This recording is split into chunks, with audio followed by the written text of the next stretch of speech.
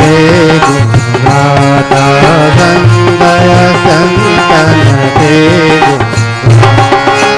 अगणित सुत पुराण विख्याता अगणित सुत राम जय राम जय जय राम जय राम जय राम जय राम जय जय राम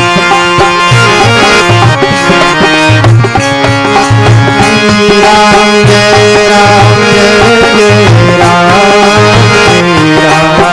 जय राम राम जय राम राम जय राम जय जय राम राम जय राम राम जय राम जय जय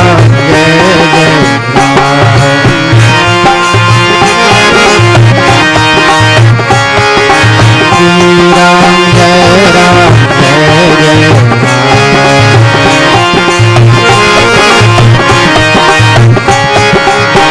मंगल भवन मंगलहारी मंगल भवन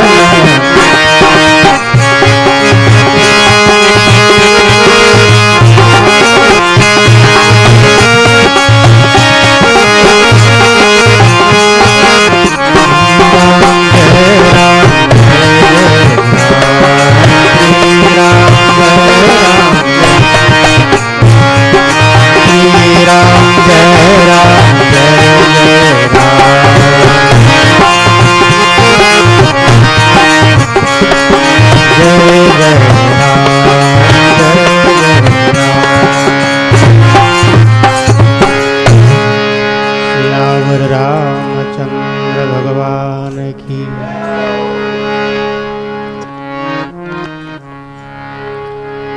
भगवान के लाडले संत जिनके चरित्र के बारे में स्वयं प्रभु कहते हैं अगणित श्रुति पुराण विख्याता संत असंतन के गुण भ्राता। रामचरितमानस के अरण्य कांड में भगवान अपने छोटे भ्राता को लक्ष्मण जी को साधुओं के बारे में चर्चा कर रहे हैं, जिनके बारे में स्वयं भगवान चर्चा कर रहे हैं। उनका चरित्र कितना अद्भुत होगा। सामान्य आदमी किसी की चर्चा करता है, वो भी कोई बड़ा आदमी की ही चर्चा होती है, लेकिन स्वयं त्रिलोकीनाथ अपने मुख से अपने छोटे भ्राता को साधु चरित्र के बारे में बताते हैं। लक्ष्मण, संतों का चरित्र शास्त्रों में भरा पड़ा है। संत शब्द ही अपने आप में अद्भुत है। एक शब्द है साधु, एक शब्द है संत। साधु का अर्थ होता है अभी जो साधना में रत है, अभी जिनकी यात्रा शुरू हुई है। किसी किसी की यात्रा मध्य में पहुंची है, तो शुरू से लेकर के मध्य में पहुंची, जब तक मंजिल नहीं पहुंच जाए तब तक उसको साधक कहते हैं, साधु कहते हैं। व्यक्ति कल्याण के लिए जब यात्रा शुरू करता है भगवान की तरफ, तब तक उसकी एक संज्ञा है, एक नाम है साधु। जो साधन करता है वो साधु है। साधन कोई भी कर सकता है। चारों आश्रमों में ब्रह्मचर्य ग्रस्त वानप्रस्थ संन्यास, जो साधन करता है वो साधु है। और जो जीवन का ही साधन करता है पेट भरने का, तो उसके लिए अलग शब्द है असाधु। उसका भी गुण विस्तार से बताया है, बताने की जरूरत ही नहीं है। जो भगवान के मार्ग में नहीं चलते हैं वो सब असाधु के लक्षण हैं। जो साधु के लक्षण बताए जा रहे हैं उससे जो विपरीत है वो असंत के लक्षण हैं। तो जब तक साधना चलती है तब तक वो साधु होता है, और जब साधन पूर्ण हो जाता है, साध्य की प्राप्ति हो जाती है, भगवत दर्शन हो जाता है, दूसरे शब्दों में बोलो आत्म साक्षात्कार हो जाता है जिनको, उनको संत कहते हैं। और ऐसे संत बड़े भाग्य से मिलते हैं। अगर ऐसे संत महापुरुष का सानिध्य मिल जाए तो उनकी हवा लगने से कल्याण हो जाता है। एक पद्म पुराण की कथा है नारद जी भगवान विष्णु के सामने जाकर के पूछते हैं, महाराज संत के दर्शन का फल क्या है। अब नारद जी जैसे ब्रह्म ऋषि, देव ऋषि और भगवान विष्णु जो सृष्टि के कर्ता धर्ता है, उनसे ज़्यादा ज्ञान किसी को नहीं है। तो सुप्रीम सत्ता से एक ऐसा सुपरमैन, एक ऐसा संत जिनके ज्ञान की कोई सीमा नहीं है, उनके बीच की चर्चा है। देखो, सामान्य आदमी के पास में, हम लोगों के पास ज्ञान थोड़ा है तो हम आधी अधूरी बात भी बता सकते हैं। जिनके पास कम ज्ञान होता वही जिसका जितना ज्ञान होता वैसी बात करेगा। कम ज्ञान वाले आदमी भ्रमित भी कर सकते हैं, लेकिन जो पूर्ण है, जिनको अमित बोध अनिहमित भोगी सत्य सार कवि कोविद जोगी, शास्त्रों में जो पारंगत है, ऐसे ब्रह्म ऋषि नारद जी, उनके मन में भी एक संशय खड़ा हुआ कि भगवान के दर्शन से पहले संतों का दर्शन होता है, तो संत दर्शन का फल क्या है। साधु पुरुष किसी को मिल जाए तो जीवन में क्या घटना घटती है। तो भगवान विष्णु ने समझाया कि नारद जी, ऐसे संत का दर्शन नहीं, अगर 100 योजन दूर से उस दिशा से हवा आकर के भी छू जाए साधु पुरुष, संत पुरुष की, तो उस व्यक्ति का कल्याण हो जाता है। बरसात होती है आपके पड़ोस वाले गांव में, उसकी हवा भी आपको ठंडक पहुंचाती है। बरसात हुई है 2-3 मील दूर, लेकिन आपको ठंडी हवा मिलती है। वैसे ही संत पुरुष की दिशा से आने वाली हवाएं भी आपके मन में पवित्र भाव जगा देती है। और अगर कोई संत का सानिध्य मिल जाए, उनके पास में बैठने का सौभाग्य मिले, फिर तो कहना ही क्या है। संतों के सानिध्य में जो लोग बैठे हैं उनको पता है। कभी हम जाते थे मूर्तराम जी बाबू जी के पास, भक्तिराम जी महाराज के पास, ये ऐसे महापुरुषों का दर्शनों का सौभाग्य मिला। जीभ अपने आप चलने लग जाती है, मन अपने आप नाचने लग जाता है, राम राम करने लग जाता है। ये उन सत्पुरुषों के रेंज का, उनकी भक्ति का प्रभाव। जिस तरह का माहौल होता है, हमारा मन वैसा ही चिंतन करने लगता है। मन हमारा दर्पण है, कांच के सामने जैसी वस्तु आती है वैसा ही वो प्रतिबिंब सामने दिखाता है। कांच का कोई दोष नहीं है, जैसी वस्तु सामने आएगी, पहाड़ के सामने कांच रख दो, पहाड़ प्रतिबिंबित होगा। समुद्र के सामने दर्पण को ले जाओ तो समुद्र उसके अंदर दिखेगा। हम सब का मन एक दर्पण के समान है। जैसा माहौल होगा, जैसी संगति में हम बैठेंगे, वैसा ही भाव, वैसे ही संस्कार हमारे भीतर जो पहले से जमे हुए हैं वो जागृत हो जाते हैं। इसलिए कहते हैं कि सत्संगत करना चाहिए। बिनु सत्संग विवेकन होही, राम कृपा बिनु सुलभन सोही। अगर कुसंगति में एक पल भी रहना पड़े तो वो कुसंगति जीवन का सर्वनाश करने का कारण बन जाती है। और एक पल की सत्संग हो जाए तो जीव का कल्याण हो जाता है। छोटी सी कहानी है। एक डाकू सरदार मरते वक्त अपने चारों बच्चों को, डाकू अपने बेटों को डाकू ही बनाता है, साधु अपने बेटों को साधु ही बनाता है, अपने संपर्क में आने वाले सबको अच्छे संस्कार देकर के उसको भी अपने जैसा बनाता है। ये स्वभाव है। अमली आदमी के पास कोई बैठेगा तो वो अमल की मनवार करेगा, नहीं खाएगा तो जबरदस्ती खिलाएगा। दारू पीने वाला अपने पास वाले को जबरदस्ती पिलाएगा। उसको पता है, उसके मन में एक हीन ग्रंथि पैदा हो जाती है कि मैं अकेला पीऊँगा तो लोग मुझे टोकेंगे। इसलिए एक व्यक्ति का नाक कट गया, कहीं गया वो पहाड़ों में, कोई चमगादड़ ने उसका नाक नोच लिया। अब वो सोचने लगा कि मेरा नाक कटा है, बड़ा ही कपटी था। उसने सोचा कि गांव वाले मेरे पर हंसेंगे, इसलिए मैं उपाय ऐसा करता हूँ कि सबकी नाक कट जाए। गांव में आकर के उसने कहा कि जो उस पहाड़ की गुफा में जाकर के दर्शन करेगा, साक्षात भगवान का दर्शन होता है। अब बेचारे भावना वाले लोग, भगवान का दर्शन इतना आसानी से हो जाए तो बड़ा सस्ता सौदा है। बहुत प्रयत्न करने के बाद, हजारों वर्ष की साधना करने के बाद भी भगवान नहीं मिलते, तो अगर गुफा में दर्शन किया, भगवान मिल गया, तो इसीलिए लोग ज़्यादातर भगवान को बाहर खोजते हैं। मिले न मिले वो उनकी अलग बात है। तो लोग गए, गांव के सभी लोग एक एक करके गए, और जैसे ही वो गया, अंदर एक ऐसा हिंसक प्राणी था, वो सबकी नाक ही तोड़ता, ऐसी उसकी आदत पड़ी हुई थी।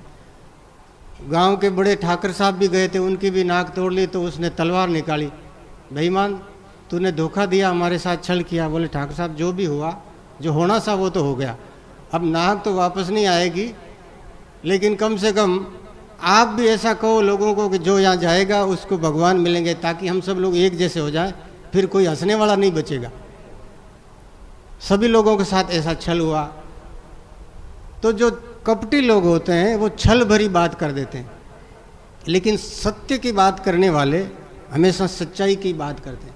दुष्ट लोग होते हैं वो खोटी मनवार करके लोगों को नशे की तरफ ले जाएंगे, उनका अपना जीवन तो बर्बाद हुआ, दूसरों का जीवन भी बर्बाद करेंगे।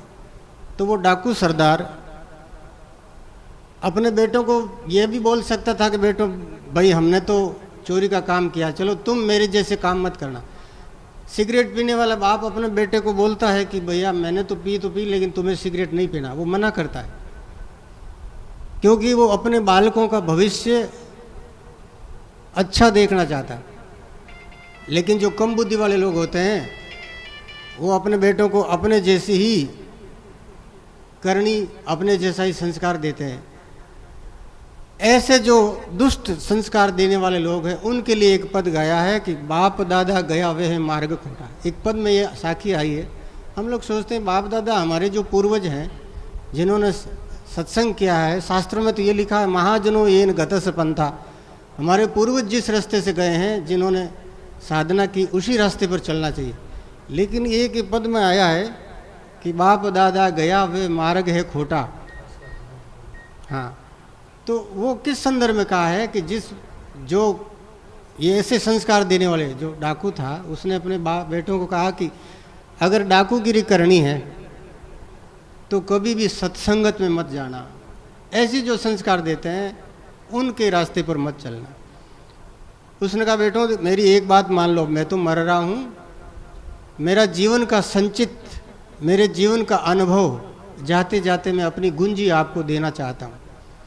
हर माता पिता मरने से पहले अपने बालकों को अपने जीवन भर की कमाई दे के चले जाते हैं। डाकू का मेरे पास और तो कुछ है नहीं, होता भी कैसे, जो चोरी करता है, बेईमानी करता है, उसके जीवन में कभी संपदा नहीं आती। अनीति करने वाले का धन ज़्यादा लंबे समय तक नहीं टिकता है। अन्यायन उपार्जितम धनम 10 वर्षाणि तिष्ठति। शास्त्र कहता है कि चोरी से, कपट से, छल से, धोखे से जो दूसरों का हड़प करता है उसका धन 10 साल तक टिकता है। लेकिन कलयुग है, थोड़ा ज़्यादा भी टिक जाए तो प्राप्ते तो 16 वर्षे समूलम विनश्यति।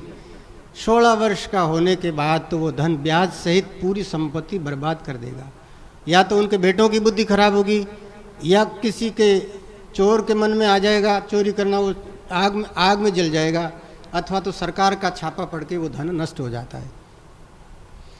तो उस डाकू सरदार ने कहा कि मैं अपनी जीवन की संपत्ति आपको संचित पूंजी देता हूँ, कभी सत्संग में मत जाना, सत्संग किया तो बर्बाद हो जाओगे। उसको पता था कि सत्संग करेंगे तो सद्बुद्धि आ जाएगी, फिर चोरी थोड़ी होगी इनसे। इतना कह के वो तो मर गया।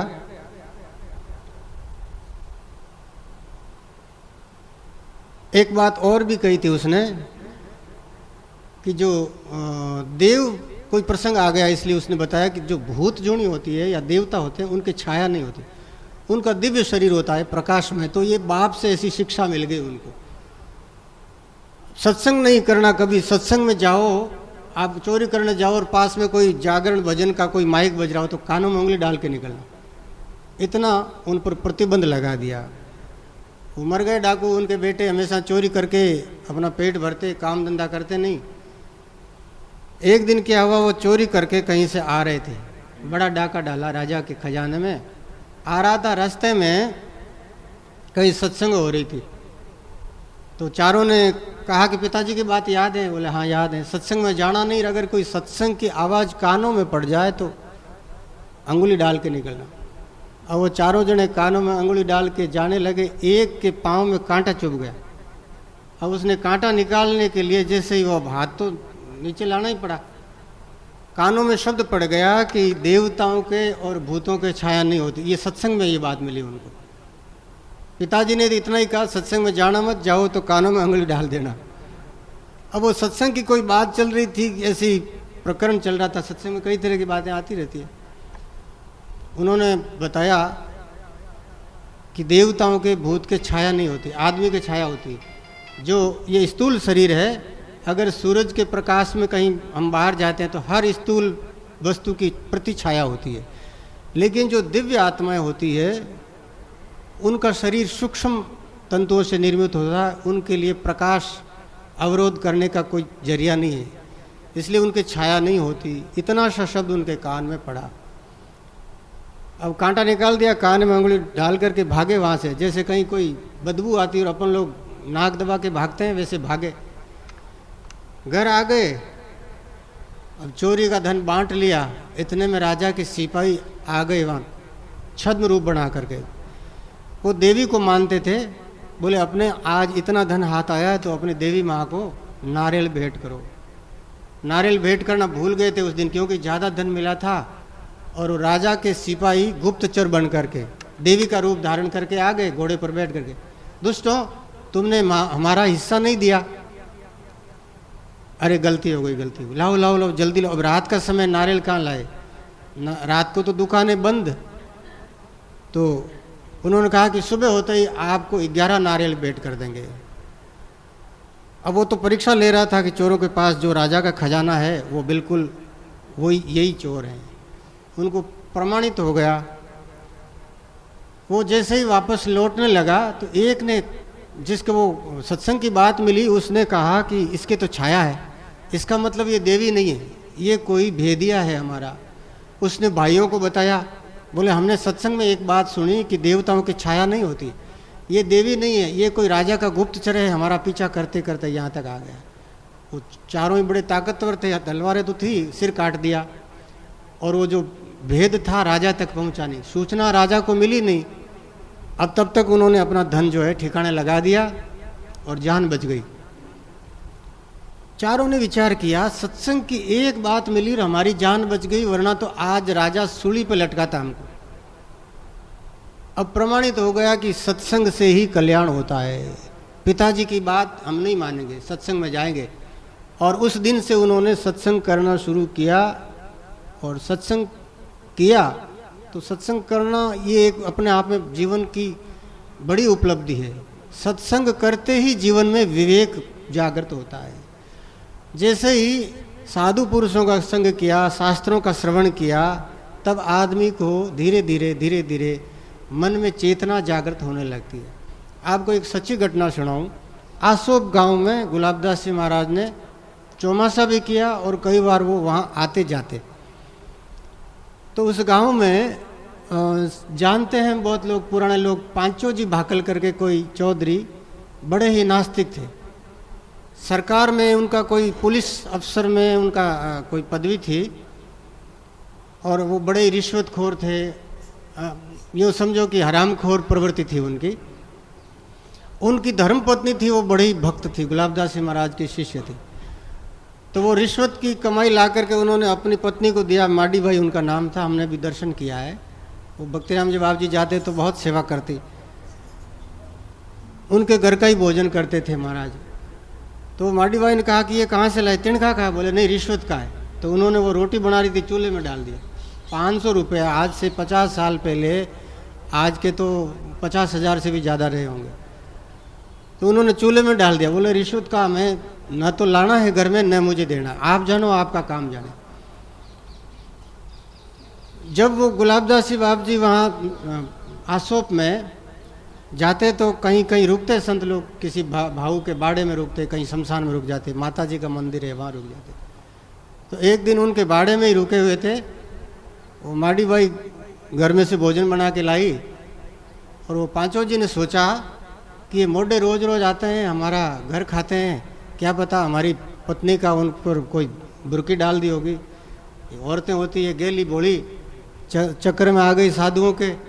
अब वो बड़ी सी बाड़ थी दीवार, उस दीवार के ओट में छिप करके वो सुनने लगे कि बाबा क्या बात करते हैं। सुने तो सही, देखे तो सही, इनके संतों के पास में क्या जादू है। उनकी धारणा में यह था कि ये संत जितने भी ये सब फर्जी होते हैं। नारी मुई गृह संपत्ति नासी, मूड मुड़ाए भय सन्यासी। जिनके औरत मर जाती है या कमाने की हिम्मत नहीं, वो संत बन जाते। कुछ हिस्से में यह बात सत्य हो सकती है, लेकिन 100% सत्य नहीं है। सभी लोग ऐसे नहीं हो सकते।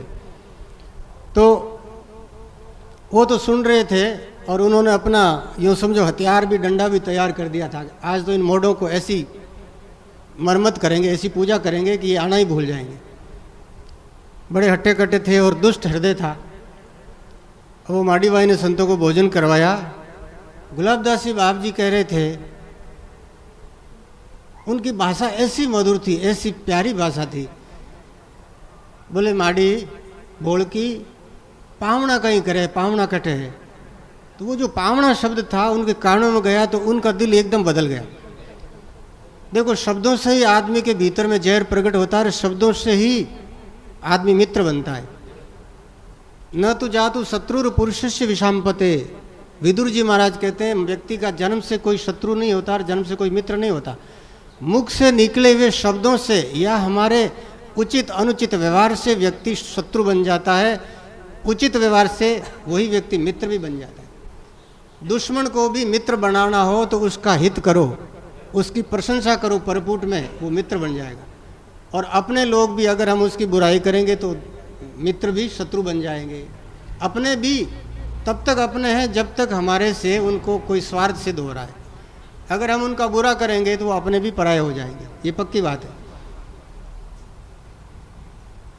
इतनी सी बात सुनी, पाहुणा कहाँ है, उनको भी सत्संग में लाओ। तो उनका दिल का जो जहर था वो खत्म हो गया। अरे ये तो बड़े ही अपनायत की भाषा। तो बोले कोई बात नहीं, मैं जाता हूँ, लेकिन मैं इनके चक्कर में नहीं आऊँगा। बाबा हैं, बुरकी तो चला देते हैं। थोड़ा सा उनके मन में भाव जगा। पास में गए तो जुक्तिराम जी महाराज को गुलाबदास जी बाप जी ने कहा कि जुक्तिराम पावना ने प्रसाद दे। बाप जी जट स्नान करता बट तुम्बारी बेलड़ी। तो तुम्बारी बेल रे मायने दो तांता, एक दकी ने तुम्बा लागेड़ा और एक दकी ने मतीरो लागेड़ो। बोले वो जो मतीरो है ना, वो मतीरो दे पावना ने। तो पावना खुद दे के हाथों वह तुम्बारी बेल तोड़ लाया और वो फोड़ पर और मतीरो दियो। और पावना मुंडा में लियो मीठो मिश्री जड़ो मतीरो। वटू बेरो बोबड़ा निकले, आंखें में आंसू, गंगा जमुनारी धारा फूट पड़ी। दंडोत प्रणाम किया, क्योंकि चमत्कार ने नमस्कार है। बोलो सतगुरुदेव भगवान की। जड़ बुद्धि व्यक्ति ने कोई प्रत्यक्ष पर्चो देना पड़े। सामान्य आदमी, आस्थावान आदमी बात कयोड़ी मान लेवे, लेकिन जिकारे अंतःकरण इतो कलुषित हो गयो तो वह महापुरुष वाने भी तरीकों भी सुधार सके। देखो, बालक ने दवाई देनी वे तो बहुत पतासा में डालन मीठो करन बिन दवाई गिटानी पड़े। तो बाद में गुलाबदास जी महाराज ने वे चौमासो करायो। और जुक्तिराम जी बाप जी कहता कि उन जमाने में बढ़िया वे खेसला हाथों बट्योड़ा, खेसला सब संतान 22 संतान खेसला भेंट करिया, बढ़िया चौमासो करियो आसोबर मायने। तो ऐसे ऐसे महापुरुष एक पल री संगति करी और वारो डाकू दिल बदल गयो, वे परम संत बन गया। बोलो राम। पल भर की सत्संग और पल भर की कुसंग, इसलिए संतों ने कहा है संग कुसंगन कीजिए, संग कीजिए फेर, कागा की संगत किया उड़ती मरी बटेर। छोटी छोटी कहानियाँ, ज्ञान बहुत है इनमें। देखो, इनको भी बच्चा ने भी अपना संस्कार दे सका, पर मैं तो आप लोगों ने बूढ़ा ने भी बहुत ज्ञान आवे। कहानी के माध्यम से एक सिद्धांत समझायो जावे। मारा देव जी के महाराज घनी कहानियाँ मत सुनाओ, सिद्धांत री बातें किया जाओ। बिल्कुल सही है, पर कुछ बात याद आवे बस जरूरी है कहनी। कागारी संगत के आप लोगों ने मालूम है, हंस और कागलो जोड़े जोड़े बैठा। एक आदमी कोई शिकारी आयो पेड़ रे नीचे, बेचारो थाकोड़ो हो। राजा जो भी शिकारी राजा एक ही बात है, हाथ में तीर तलवार भालो। नींद आएगी, नींद में ज़्यादातर जिका थाकोड़ वे और मुंडो फाट जावे। मुंडो फाटने का मतलब अब बूढ़ापो आएगा, शरीर में कमजोरी आएगी। सामान्य स्वस्थ आदमी नींद में सोवे तो मुख बंद रहे, नाक से श्वास ले। रापा ढीली ऊँड उग जावे, रापा जन जुग जावे, तो समझो अब शरीर जी की उम्र है वह कम होने लगी, स्वास्थ्य कमजोर होने लगी। अब एक पहचान है अपनो मुंडो जी को है, वो पैरामीटर है शरीर रो। जीभ बता देवे कि पेट में रोग है कि नहीं है। जीभ पर सफ़ेद सफ़ेद मल जमे तो समझो पेट खराब है, वात रोग है। वात रोग, कफ रोग और पित्त रोग, 3 तरह का रोग हुए। डॉक्टरों आँखियाँ और जीभ देख रोग रो पतो लगा। संत लोग मुंडो देखन आदमी रो अंतःकरण रो रोग रो पतो लगावे, इनमें कितनी बीमारी है, कितनी जड़ता है।